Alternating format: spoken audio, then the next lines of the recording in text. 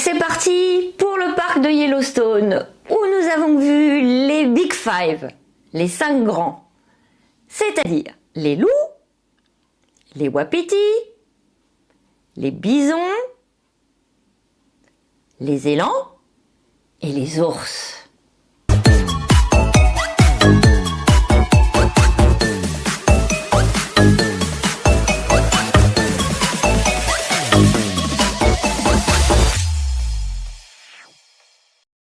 Bonjour à tous. Bonjour.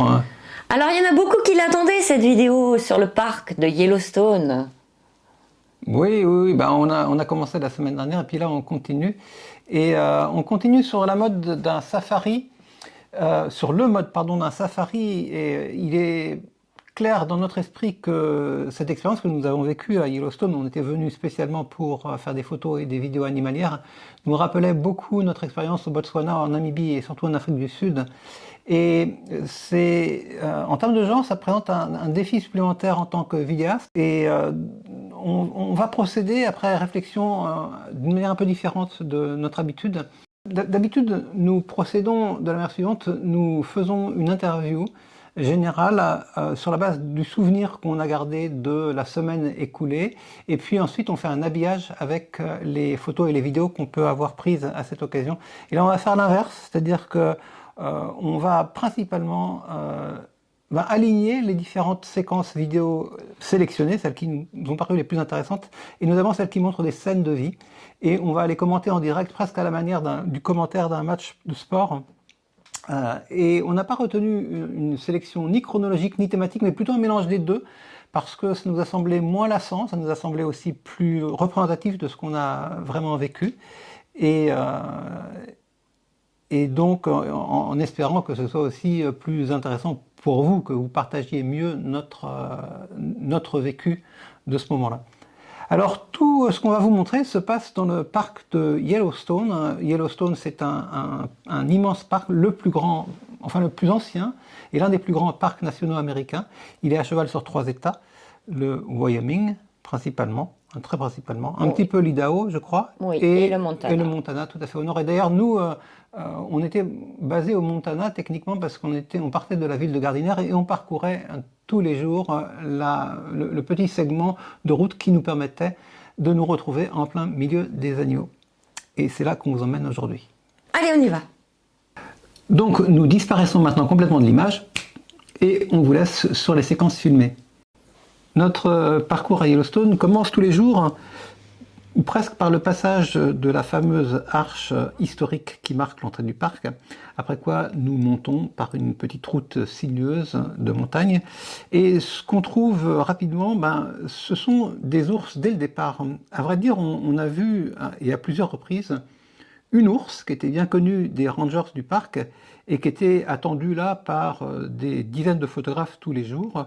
C'est une ours qu'on a vue sans grande excitation en fait de notre part. Enfin, il y avait quand même une certaine excitation dans le sens où c'était la première qu'on voyait, mais elle était un peu loin. Il faut savoir qu'il y a une règle dans le parc qui dit qu'on doit rester à plus de 100 yards, donc environ 100 mètres d'un animal comme celui-là en liberté, d'un ours potentiellement dangereux. Et comme cet ours est bien connu, il n'y a pas d'effet de surprise et donc les rangers sont là pour surveiller à la fois les animaux et les touristes qui viennent le prendre en photo. Donc on ne peut pas déroger à cette règle et ça donne cette situation un petit peu plate où on voit juste un ours brouter au loin, mais force est de constater qu'il ne se passe pas grand-chose. De là, parce qu'on était très près de Lamar Valley, qui est la zone la plus réputée pour trouver les grands animaux dans le parc, on a poursuivi la route. Et là, on voyait toujours beaucoup de bisons. Et on était charmé de voir ces bisons dans une situation qui nous paraissait beaucoup plus naturelle que celle qu'on avait vécue près des geysers, parce que là, les bisons sont en liberté. Ils se présentent comme des grands groupes qui nous rappellent vraiment les grands groupes de buffles ou de gnous dans les savanes africaines. Et de surcroît, il y avait des jeunes qu'on distinguait par leur robe plus claire dans pratiquement tous les groupes qu'on pouvait voir.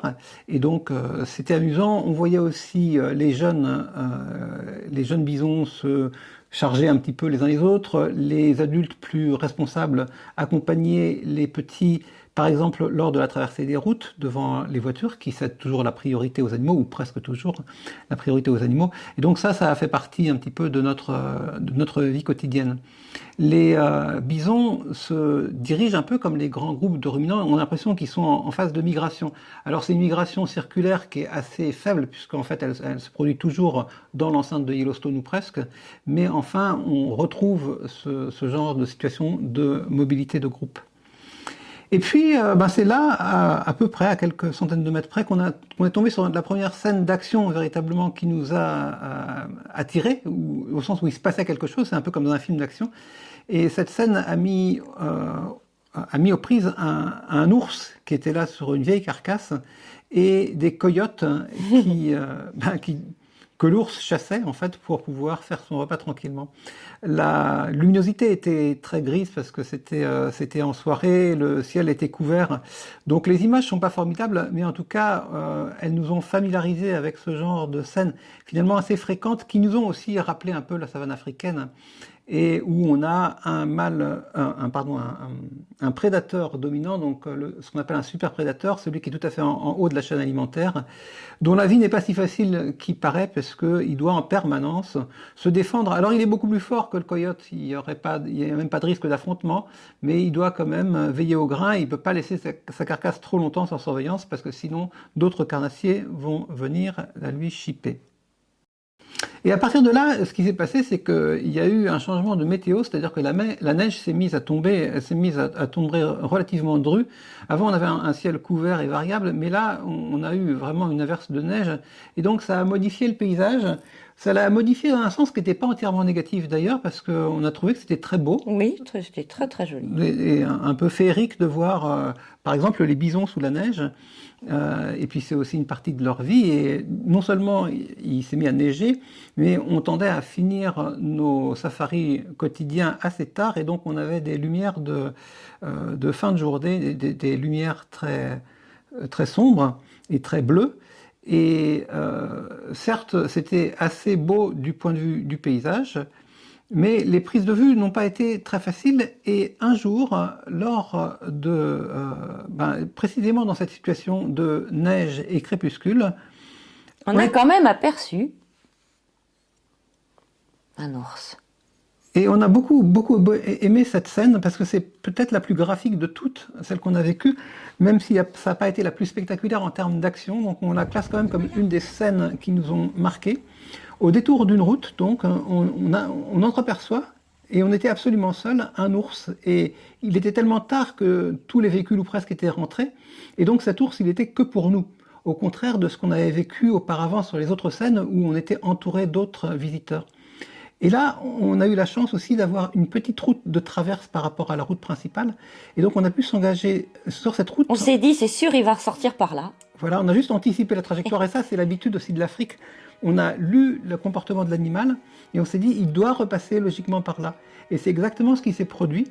Et là, cet ours nous a gratifié d'une magnifique scène, presque comme une carte postale animée, en noir et blanc.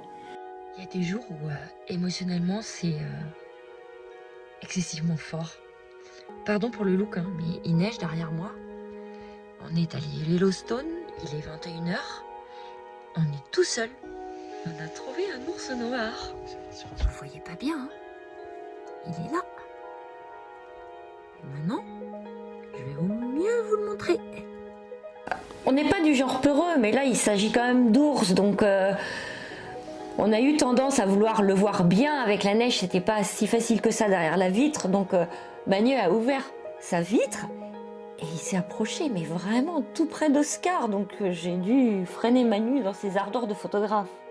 On l'a vu d'abord gentiment passer à l'orée de la forêt, et puis s'arrêter ensuite, tout simplement pour venir brouter. Et comme il n'était pas du tout intimidé ni inquiété par la présence d'Oscar, il est venu brouter de plus en plus près d'Oscar, presque jusqu'à le toucher. Et c'était la première fois qu'on voyait un ours de si près, et on était aux anges, parce qu'on n'avait pas pensé simplement que ça serait possible en fait de vivre ça, cette situation de face à face intime en fait avec un ours.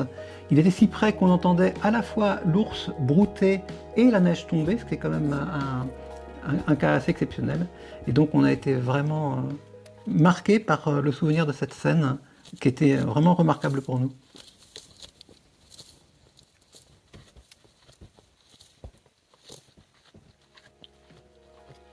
Et une autre chose intéressante avec cet ours, c'est que on l'a vu au bout d'à peu près 2 jours dans le parc, et donc c'est le moment où on a commencé à trouver nos marques dans le parc. On a tellement trouvé nos marques que cet ours, on a été capable de le retrouver le lendemain. C'était bien le même individu, et sans être guidé pour autant par un attroupement au bord de la route, on savait où il se trouvait, donc on a été capable de le retrouver nous-mêmes.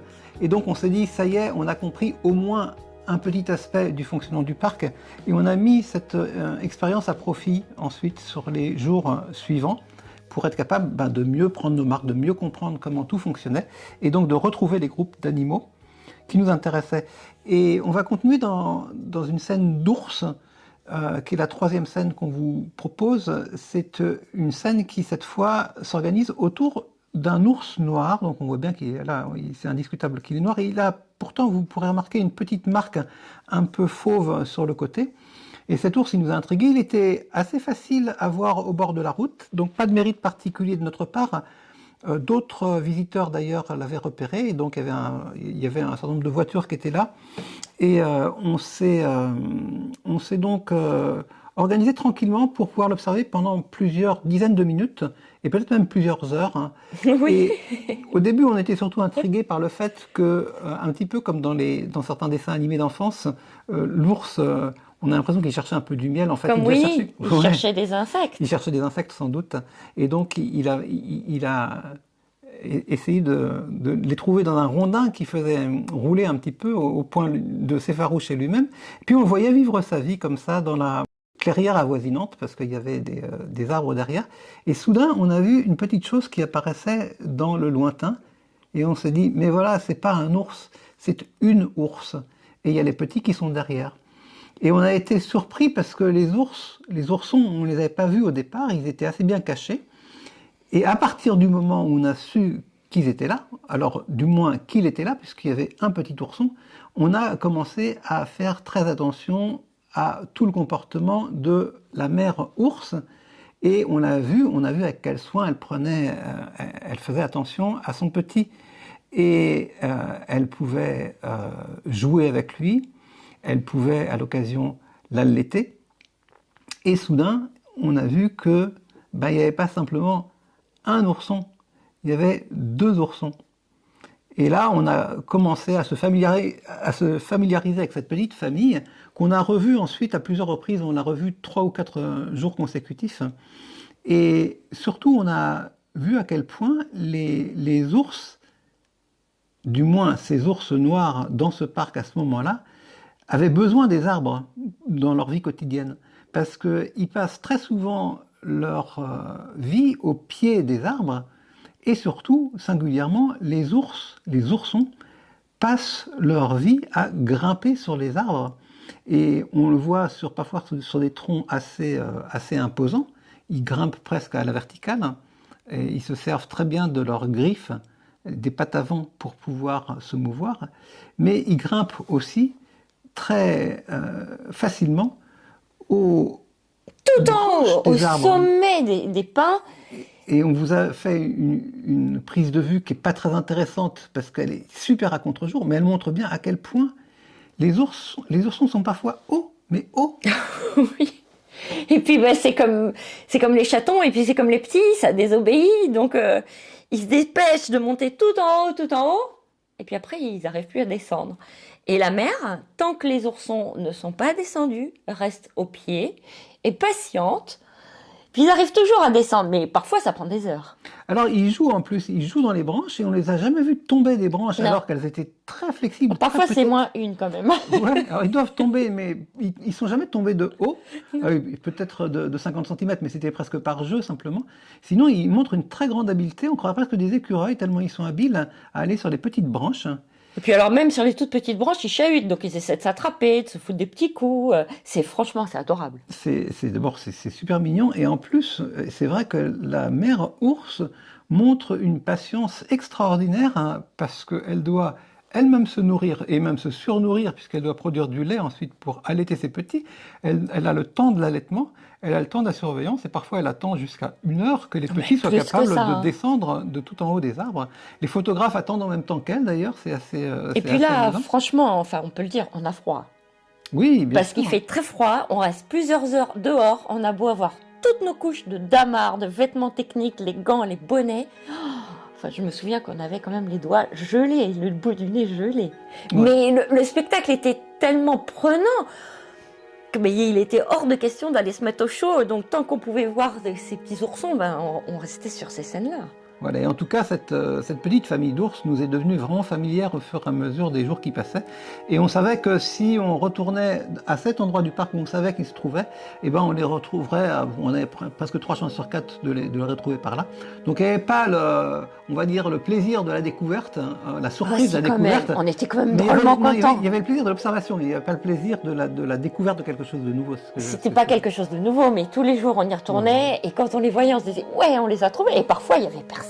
On peut comparer, oui, c'est parce que parfois il y avait du monde et on était apparemment les seuls à être assez motivés ou à être assez longtemps consécutivement présents dans le parc pour savoir qu'on allait les trouver là, alors que la plupart des gens qui s'empilaient en fait en longue file de voitures pour les voir, les voyaient simplement pour la première fois. Et nous, on a bénéficié de notre habitude pour les voir à des heures où il y avait moins de monde. Et je dois dire que ça nous a aussi beaucoup rappelé, je crois, la vie des singes, parce que les oursons ont ce site commun avec les singes qui sont tout le temps actifs en fait. Et donc ce sont des scènes qui sont très vivantes. En ce sens, on a l'impression qu'il se passe toujours quelque chose. On s'ennuie jamais devant les pitreries des petits oursons. Alors là, on va pas tout de suite passer à une autre scène structurante, on va plutôt vous dire ce qu'on voit entre les scènes, parce que ce qu'on cherche, évidemment, ce sont des situations où on peut s'arrêter pendant 1, 2, 3 heures consécutives, mais on passe aussi beaucoup de temps tout simplement à parcourir le parc en voiture.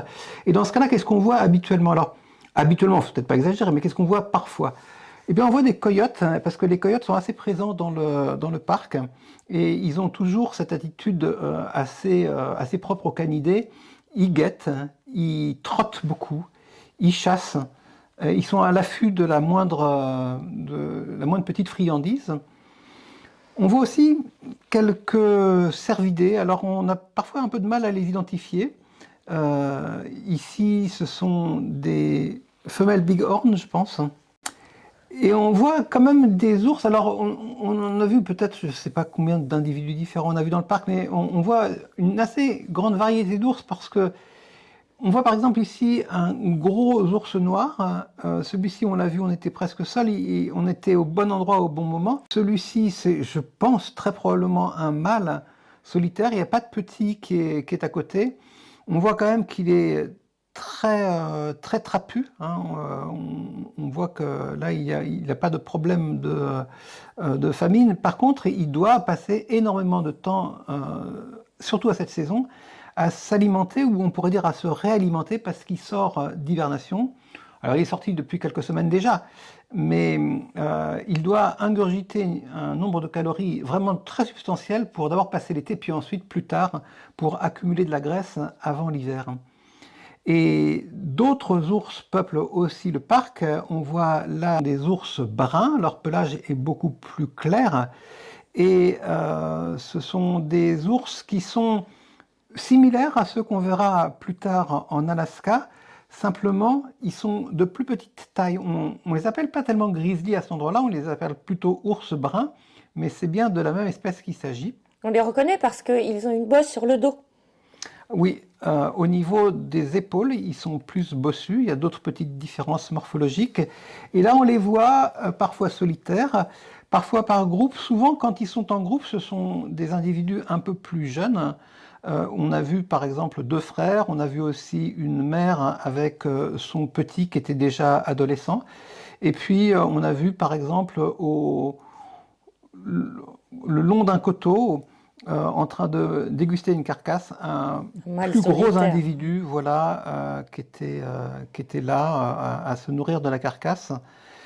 Donc on en voit quelques-uns, on en voit entre 1 et 3 ou 4 par jour, je dirais, si on a quand même, si on fait preuve de beaucoup de persévérance. et si on a un sens de l'attention assez aiguisé. Les bisons, eux, ils font partie de la vie du parc permanente. On en voit presque autant qu'on veut, pour autant qu'on aille dans les bonnes zones. Alors on s'est un peu attardé à essayer de comprendre quel était leur comportement. Donc déjà, ce sont des animaux qui vivent, sauf exception, en groupe. Il y a parfois des petits groupes, des groupes de 2 ou 3 individus, et on en voit quelques-uns clairsemés, mais jamais très loin les uns des autres. Mais la plupart vivent en troupeau. Alors, ce sont des animaux qui ont un pelage qui est assez épais, un peu, ça pourrait rappeler le pelage du yak, par exemple, pendant l'hiver. Et à cette saison, leurs poils longs semblent tomber un petit peu, et on voit des plaques de peau noire, aux poils beaucoup plus ras, qui apparaissent derrière le pelage plus long. Et puis on trouve des touffes de poils. Oui, quand c'est empressé, ramasser et essayer de garder. Voilà, donc on avait l'impression qu'ils étaient en train de muer, et est-ce que c'était en rapport avec ça ou avec des maladies de peau, je ne sais pas, mais on les a souvent vus se frotter, se gratter contre les arbres, parfois avec vigueur, comme c'est le cas ici. Donc ça, c'était un élément un peu amusant, on va dire, de la vie des bisons. Mais sinon, ce qu'on a vu beaucoup, c'était tout simplement le rapport des mères et des petits. Les petits étaient nés peu de temps auparavant, je pense qu'il y en avait même qui naissaient pendant qu'on était encore sur place. Alors quand ils naissent, comme la plupart des herbivores qui sont potentiellement menacés par des prédateurs, eh ben, ils sont tout de suite prêts à marcher et à courir, même s'ils passent un petit peu de temps couchés. Et ben, surtout, ils doivent s'allaiter. Et donc, ils suivent, les petits en général, ils suivent d'assez près les mères. Et on a vu ce rapport très mammifère entre la mère bison et le petit bison, où le petit essayait de trouver la mamelle, et la mère tantôt se laissait faire et tantôt donnait des coups de patte. laissait comprendre qu'elle n'avait pas trop de temps pour ça. Donc ça, c'était une scène, on va dire, relativement attendrissante à laquelle on a pu assister. Donc cet été était un bel exemple de scène animalière comme on les aime. Il y a une autre scène qui nous a intrigués parce qu'on n'a pas très bien compris ce qui se passait au départ, et puis ensuite, simplement en décodant l'environnement, on a mieux saisi la situation ensemble. C'était tout simplement la mort d'un jeune bison qui s'était passé. Alors cette scène, elle s'est déroulée très loin de la route, donc il était assez difficile d'y voir clair au départ. Mais ce qui s'est passé, c'est qu'on avait là un ours qui s'était installé parce qu'il avait découvert le cadavre du jeune bison. Et l'ours avait donc commencé à dévorer le cadavre, mais les bisons qui appartenaient à la troupe voisine l'entendaient pas de cette oreille parce qu'ils voulaient en quelque sorte célébrer la mort du petit.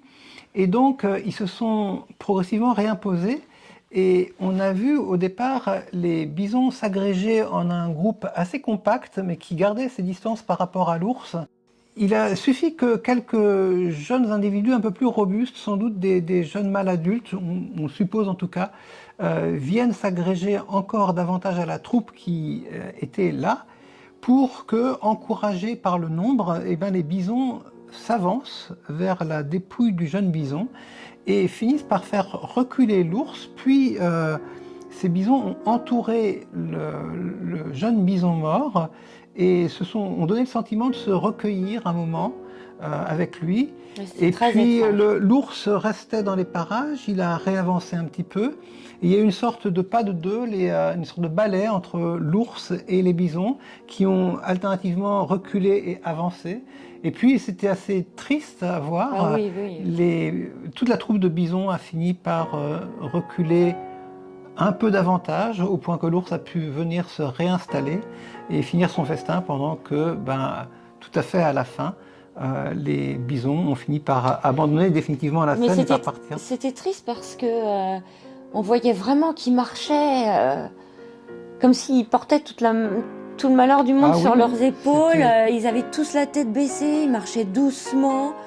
C'était comme une marche funèbre. Ouais. C'était un moment inattendu et assez touchant de la vie de la apparemment, c'est assez commun. Américaine. Les gens qui étaient là et qui photographiaient, les photographes professionnels nous disaient que c'était assez commun comme comportement. Une autre fois, nous nous sommes arrêtés près d'un petit ruisseau pour voir s'il y avait un peu de vue animale. Et puis comme il n'y avait rien, on est reparti. Et dans le rétro, Manu me dit « Oh là là, j'ai vu quelque chose traverser la route ». Donc demi-tour toute, on se gare. Et là arrive un joli petit renard roux, absolument pas farouche, parce qu'il s'agissait là d'une aire où on pouvait prendre des pique-niques. Et donc il savait très bien que les gens venant déjeuner, il y avait des petites miettes qui traînaient par terre. Et du coup, il venait se régaler du reste des repas. Et on est sorti, il est venu à nous toucher pratiquement. Très très très graphique, très joli. Dans la catégorie des scènes courtes, on a aussi eu celle qu'on peut appeler le passage des élans. On avait vu des élans précédemment, en général assez loin et souvent sous la neige jusqu'à présent. Et là, on les a vus de plus près. Ils étaient le long de la route, sur notre gauche, et ils étaient deux, mais ils étaient le long d'un bois. Et donc, on les voyait assez joliment passer derrière les arbres et puis réapparaître. Il faut savoir que les élans sont des créatures très majestueuses. Ce sont les plus grands herbivores du parc et d'Amérique du Nord. Donc, ce sont des animaux très massifs. Énorme. Et ils ont ce petit pompon qui pend sous le cou.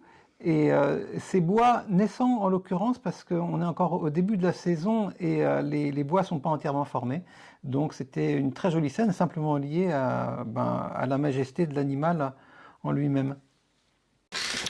Autre scène qui aurait pu être la meilleure scène, en fait on a une sorte de progression, on va de la scène des scènes les plus amusantes éventuellement, ou originales ou touchantes, aux plus impressionnantes, et celle-ci aurait pu être considérée comme la plus impressionnante, mais on en a une qui est encore sans doute un peu meilleure. Alors on va dire en avant-dernière position, médaille d'argent, on a le repas des coyotes. Et en fait, toute la scène, on peut dire, a commencé la veille, parce qu'on avait vu des coyotes errer dans la plaine. Là, on est dans la vallée de la Mare, qui est l'endroit le plus connu du parc de Yellowstone pour les vues animalières. Et on a repéré un coyote qui, après avoir trotté de gauche à droite, de droite à gauche, avait repéré un jeune bison qui semblait mort, et donc il s'est dirigé vers ce jeune bison. Mais le jeune bison n'était pas mort du tout, et il s'est relevé d'un bond, et sa mère s'est levée a chargé d'un bond le coyote, ce qui nous a montré que les coyotes, ils devaient parfois leur salut à leur vitesse de course. Et ce sont des animaux qui sont opportunistes, donc s'ils peuvent se faire un petit repas facile, ça peut être presque rien, ça peut être un petit écureuil ou même un insecte, ils le font, mais pour les proies plus grosses, eh bien, l'occasion est beaucoup plus rare. Et pourtant, le lendemain, est-ce que c'était les mêmes individus ou pas? Je pense que c'était pas les mêmes, parce que c'était à plusieurs kilomètres de là. On a vu de nouveau deux coyotes traverser la plaine, et soudain, et on a vu le moment où ils tombaient dessus, le moment pile où ils tombaient dessus, ils ont trouvé cette fois-ci un petit gnou qui était bel et bien mort. Non, un petit bison. Ah pardon, un petit gnou. Je dis gnou parce que c'est tellement proche de ce qu'on imagine dans la savane africaine. Un petit bison qui était bel et bien mort. Et là, on a pu assister vraiment en détail au travail des coyotes qui ont essayé d'abord de tirer un petit peu la dépouille pour l'éloigner de la route. Alors là, pour donner un ordre d'idée, on doit être à une trentaine ou une quarantaine de mètres. On était les premiers sur la scène, puisqu'on avait vu en fait ce bison mort au bord de la route, et on s'était dit, il va se passer quelque chose. Et effectivement, on les a trouvés juste un petit peu, mais on les a trouvés nous visuellement avant que les coyotes ne le trouvent. Et donc, il y a eu ce premier travail qui était un travail on va dire, de mise à l'abri du cadavre. Alors, le coyote, au départ, il était seul à tirer. Il n'a pas vraiment réussi à mettre le bison à l'abri, dans le sens où la plaine était assez large à cet endroit-là. Il n'y avait pas vraiment de trou, il n'y avait pas d'arbre derrière lequel il aurait pu se cacher. Donc, il a fini par se contenter d'essayer d'entamer son repas à découvert. Et par contre, on a vu que pour lui, c'était quand même assez difficile tout simplement d'avoir accès à la viande, parce que avant d'avoir accès à la viande, il faut déjà déchiqueter la peau. Et ce coyote a commencé par déchiqueter au niveau du flanc, parce que je suppose que c'est là que la chair et la peau sont les plus tendres. Et il a fait un énorme travail. D'ailleurs, on avait déjà observé ça chez les lions, et à un moindre degré chez les hyènes, mais surtout chez les lions, il y a un vrai travail musculaire autour de la mastication, parce que c'est un gros effort pour les carnivores d'accéder à la viande. Donc ils se fatiguent, d'ailleurs ils doivent haleter beaucoup, ils doivent prendre des pauses régulières pendant tout le temps que dure ce travail, et c'est comme si on voyait une sorte de bilan énergétique à l'œuvre entre les calories que les prédateurs sont capables de prendre à leur proie et toute l'énergie qu'ils réinvestissent en fait, non seulement dans la chasse, mais aussi dans l'acte alimentaire lui-même. Alors ce qui est intéressant, c'est que comme justement les coyotes ici, en l'occurrence, ne peuvent pas manger continuellement pendant des dizaines de minutes, ils sont obligés de parfois prendre un peu de recul, peut-être pour entamer une première digestion ou pour se reposer légèrement. Et dès qu'ils laissent un petit peu leur proie, d'autres prédateurs arrivent. On a rarement eu l'occasion de voir des vautours dans le parc de Yellowstone, mais là, ça a été l'occasion d'en voir un. Et il était magnifique avec sa tête écarlate qui luisait au soleil. Et il a vite été rejoint par les corbeaux. Les corbeaux sont presque omniprésents. D'ailleurs, on pourrait presque s'étonner que les corbeaux aient mis un peu plus de temps à arriver. Mais on a aussi pu assister à un chassé-croisé entre les corbeaux et le vautour. Le vautour dominait, ne serait-ce que par sa taille et par son énergie, mais les corbeaux étaient toujours là, très persévérants, et à attendre leur heure, comme ils savent si bien faire.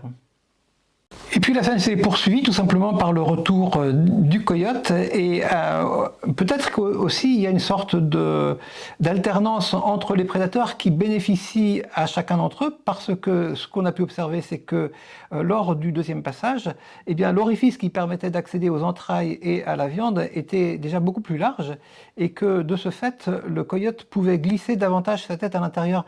Et on le voyait parfois engouffrer pratiquement la totalité de sa tête jusqu'aux oreilles, à l'intérieur, sous la peau du pauvre bison. Et puis tirer, alors apparemment il commence par les entrailles, il passe beaucoup de temps à tirer sur les viscères. Les boyaux. Je pense que ce sont les intestins principalement. Plus facile. Peut-être que c'est plus tendre. Il faut voir aussi que, je parlais tout à l'heure du travail énergétique, mais il y a aussi une salissure qui se produit lors de l'alimentation, parce que assez rapidement, le coyote a la tête, le visage tout simplement couvert de sang, et donc ça donne des scènes qui sont assez saisissantes au plan graphique, d'autant plus que là on avait la chance d'avoir un soleil assez fort, et donc on voyait régulièrement l'œil du coyote qui luisait dans le soleil, et donc on s'en est donné à cœur joie. On est resté, je crois, peut-être 3 heures sur cette scène, donc pour pouvoir essayer aussi de prendre l'action au ralenti, parce que ça donne une meilleure, peut-être une meilleure idée du travail des pattes par exemple, du travail qui est un travail non seulement de mastication, mais un travail aussi de mise du cadavre en bonne position pour pouvoir accéder davantage à la bonne pitance que fournit le bison aux prédateurs. Donc c'était une très belle scène qui restera dans notre mémoire. On a eu le sentiment d'être privilégié, d'avoir pu assister à ce festin du début à la fin, pour ainsi dire.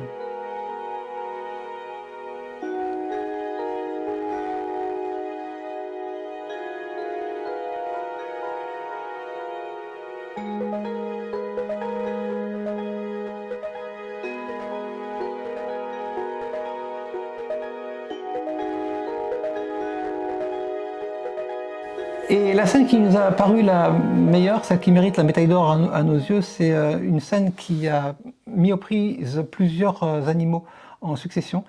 Alors c'est une scène qui s'est passée assez loin et de la route et malheureusement, et en plus dans des conditions où on a vu une partie au crépuscule et une partie à l'aube, donc les conditions de lumière n'étaient pas formidables, on était vraiment à la limite des capacités de nos objectifs. Mais ce qui s'est passé, c'est qu'on avait là un cadavre de bison, donc vous allez dire c'est toujours la même histoire, et c'est vrai que ça se répète un petit peu. Mais ce qui s'est produit, c'est qu'au départ, il y avait donc un cadavre et un ours, tout simplement. Et quand l'ours n'est pas là, ce qu'on voit, c'est que, on pourrait dire, en paraphrasant le proverbe français, le chat n'est pas là, les souris dansent. L'ours n'est pas là, les corbeaux dansent. Mais quand l'ours revient, les corbeaux s'éloignent et donc on a assisté à ce petit ballet entre ces protagonistes pour commencer. Mais ensuite, un aigle est venu et là c'est assez rare parce qu'on n'avait jamais vu d'aigle véritablement sur les carcasses et l'aigle était capable de s'imposer aux corbeaux, même si ceux-ci étaient nombreux. Alors la façon dont l'aigle marque sa possession, c'est simplement qu'il bondit et qu'il agite les ailes en étant présent sur la carcasse. Et puisque l'ours n'est pas là, eh bien les coyotes, il y a toute une chaîne si vous voulez, l'aigle est supérieur au corbeau, mais les coyotes sont potentiellement supérieurs à l'aigle. Alors les coyotes viennent tenter leur chance. Ce qui est assez amusant, c'est que les coyotes sont des animaux sociaux. Donc on les voit se faire une petite, comme on imaginerait deux joueurs de football qui se font un petit check avant d'entrer sur le terrain. Là on a les coyotes qui se sont salués et puis qui sont allés sur la scène. Alors les coyotes ont dans l'ensemble plutôt le dessus sur les oiseaux, qu'il s'agisse de corbeaux ou qu'il s'agisse de l'aigle, mais c'est en fait un peu plus subtil que ça, parce qu'il n'y a pas juste une dominance stricte du genre coyote plus grand que aigle, plus grand que corbeau. Il y a aussi une dépendance au niveau de faim des animaux concernés. Parce que si l'aigle est trop affamé, il va quand même se réimposer et il va même être capable de chasser les coyotes et de marquer sa volonté de reprendre possession de la carcasse. Mais si c'est l'inverse, si le coyote, après avoir digéré un petit peu le morceau qu'il avait chippé, veut retourner à son repas, il va être capable de chasser l'aigle. Donc c'est vraiment une sorte de à toi, à moi qui se produit. Et ça, c'était déjà assez amusant de voir que la dominance n'était pas stricte, mais que chacun devait, à un certain moment de la scène, imposer sa volonté aux autres. Et quand parfois les deux se neutralisaient, comme le coyote qui est à peu près d'égale force avec l'aigle et que du coup les deux se regardent un petit peu en chien de faïence, ça peut encore être les troisièmes qui en profitent, ici les corbeaux. Donc c'était déjà en soi assez amusant de voir ce chassé croisé, mais il est évident que quand l'ours revenait, parce que l'ours, pareil, il avait un petit peu digéré son repas, son précédent, et il voulait reprendre un morceau, alors là, tout le monde se rangeait devant la volonté de l'ours, et puis l'ours reprenait possession de la carcasse. Cependant, il y avait des petits morceaux qui avaient été chippés, et les coyotes ont été capables à plusieurs reprises de saisir des petits morceaux de carcasse à proximité de l'ours. Ils sont à moins de 5 mètres de l'ours, mais ils viennent, et on a vu ça à plusieurs reprises, prendre un petit morceau et s'évader dans le lointain. Mais ce qui vaut la médaille d'or à cette scène, c'est pas tant la présence de tous ces animaux qui se nourrissaient de la carcasse, mais le fait que c'était la première et la seule fois qu'on a eu l'occasion de voir un loup arriver. Alors là, c'était l'excitation, on n'était pas seul à assister à la scène, il y avait un assez grand nombre de photographes, et en particulier de bons photographes, munis de grands téléobjectifs, parce que là, on savait que c'était les meilleurs, ils s'étaient donné le mot, ils savaient qu'il allait se passer quelque chose. Donc on a vu ça un matin, il était très tôt, et de toute manière, il fallait braver le froid, il faisait très froid à ce moment-là. Oui. Et on a vu le loup qui arrivait. On a vu le loup, on connaissait l'existence de ce loup. D'ailleurs, on pense que c'est plutôt une louve qui était là, parce que une meute de loups habite non loin de là, à quelques centaines de mètres. Oui. Elle venait de la droite. Peut-être quelques kilomètres quand même. Peut-être quelques kilomètres. Et les bons connaisseurs du parc savaient très bien alors qu'elle allait venir, pas avec certitude, mais en tout cas d'où elle venait à partir du moment où elle était venue. Et on a vu que ce loup a eu, ou cette louve, a eu un comportement un peu différent des coyotes. Elle était quand même plus forte que les coyotes, et donc elle peut s'approcher de plus près sans donner le sentiment d'hésiter autant que les coyotes. Et donc elle a marqué sa volonté d'accéder à la carcasse en se rapprochant de plus en plus, et à un moment, il a bien fallu que l'ours sévisse. Donc l'ours veut aussi économiser ses forces.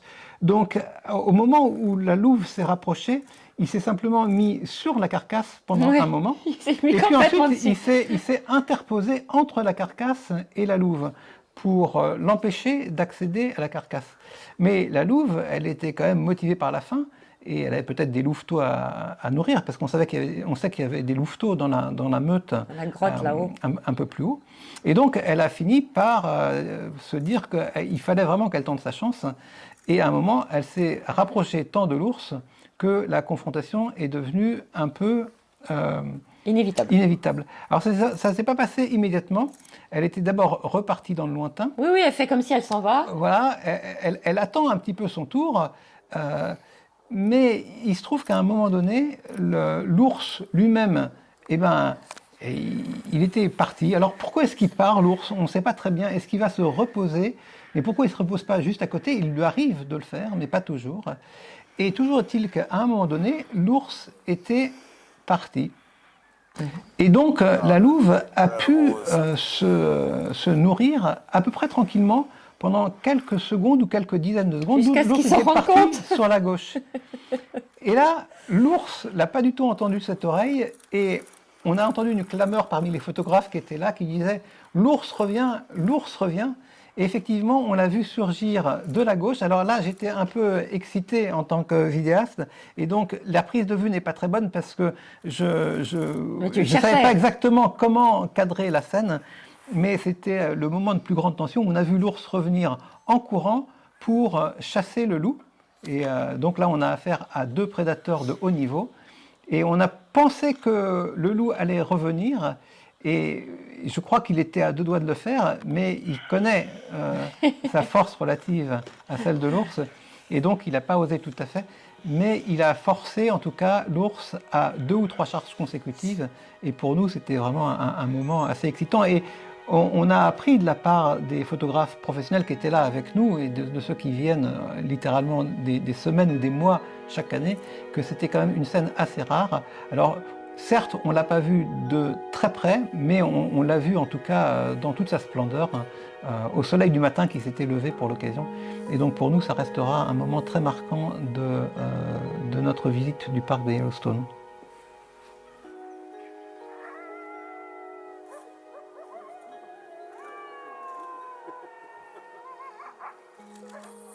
This is their pre-game warm-up right here. There goes the wolf. Voilà, on réapparaît une seconde pour dire juste que on en a terminé avec les scènes les plus marquantes de notre parcours à Yellowstone, mais que pour terminer la vidéo, on va vous montrer un petit peu ce qui correspondrait à une sorte de making-of de ces vidéos, parce que l'envers du décor n'est pas toujours aussi idyllique que ce qu'on vous a montré jusqu'à présent pourrait le laisser penser. Alors d'abord, on va faire un focus sur, non pas les acteurs, c'est-à-dire les animaux, mais sur les cinéastes eux-mêmes. Alors, qui sont-ils? Comment s'organisent-ils? D'abord, on a la situation la plus, on va dire, la plus calme, qui est celle qu'on a vécue, par exemple, avec ce qu'on appelle le groupe de ceux qu'on appelle les Wolf Watchers. Il faut savoir qu'il y a pas mal d'amateurs, mais d'amateurs, on va dire, sérieux du parc, des gens qui viennent des jours entiers, des semaines entières, qui se connaissent très bien entre eux, qui communiquent par talkie-walkie, et qui sont présents sur les sites où ils savent que des animaux sont présents de manière permanente.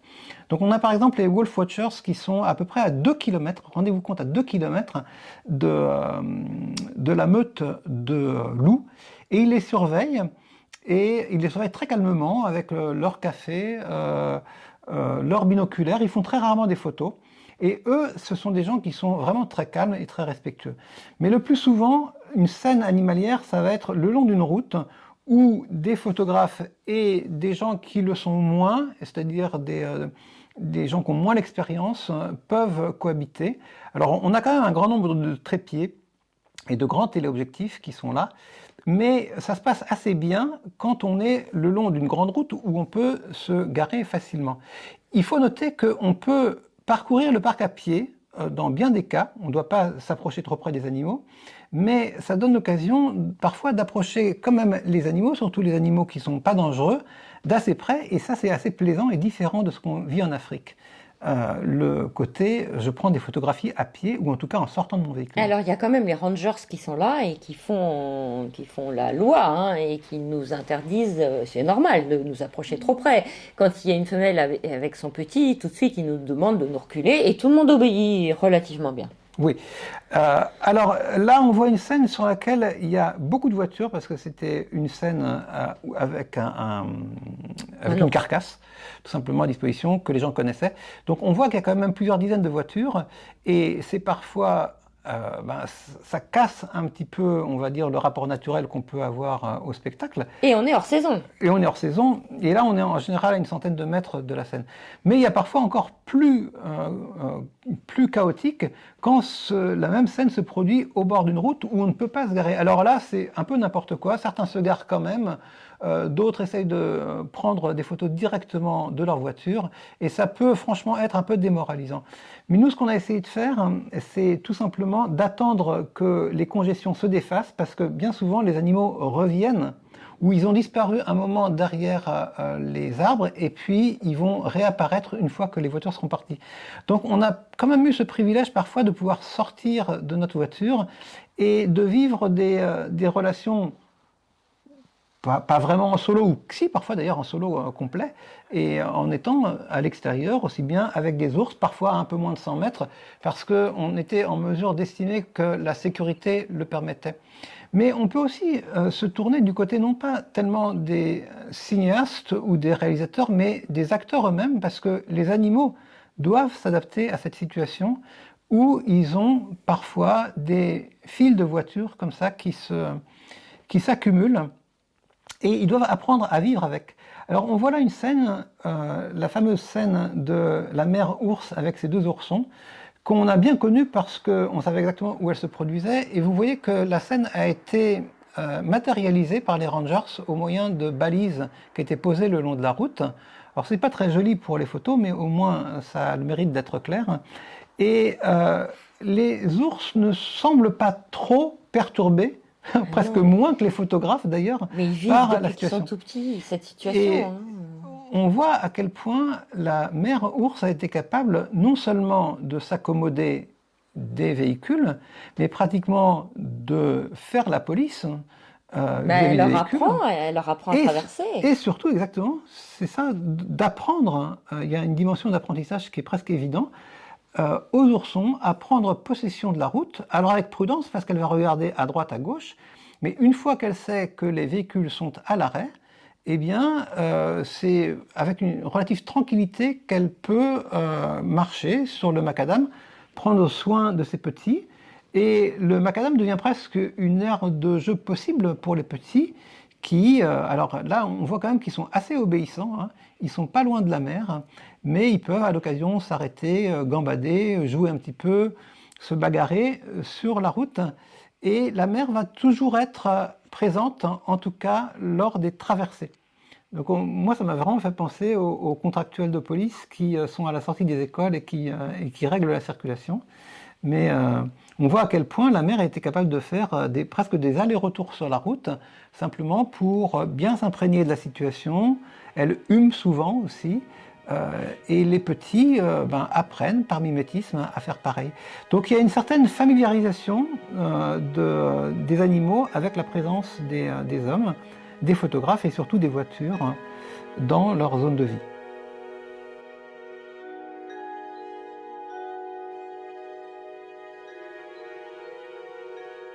Voilà qui conclut la vidéo sur ce parc de Yellowstone. Alors on aurait pu montrer d'autres animaux parce qu'on a vu notamment pas mal d'oiseaux, mais on aurait fait trop long si on s'était arrêté sur tous les animaux, en particulier les écureuils. On aurait pu faire des dizaines de minutes sur les écureuils, mais on va pas le faire, et on va juste conclure sur le parc de Yellowstone en disant que c'est un parc qu'on recommande à tous, même s'il est un peu excentré par rapport au parc de l'Ouest américain, tout simplement parce qu'il revêt une dimension à la fois géographique, géologique, végétales, mais surtout animales, qui sont de grande qualité, et aussi une dimension historique, et qu'il ouvre sur le Grand Nord quand même, et à ce titre, il nous permet d'avoir le sentiment que notre voyage ouvre davantage sur un peu le mythe Into the Wild, on va dire, qu'on va retrouver plus loin en Alaska. Et on a l'impression qu'on change de catégorie quand on entre à Yellowstone. On n'est plus dans le domaine, on va dire, du voyage organisé ou du périvoyage organisé, mais on est plus dans la grande aventure. Du moins, c'est le sentiment qu'on a un petit peu eu. Et ça tombe bien parce que justement, par la suite, on va s'engager vraiment vers le Grand Nord. Et donc, c'était à ce titre une excellente introduction à ce qui est à les suivre et dont on parle dès la semaine prochaine. À bientôt. À bientôt.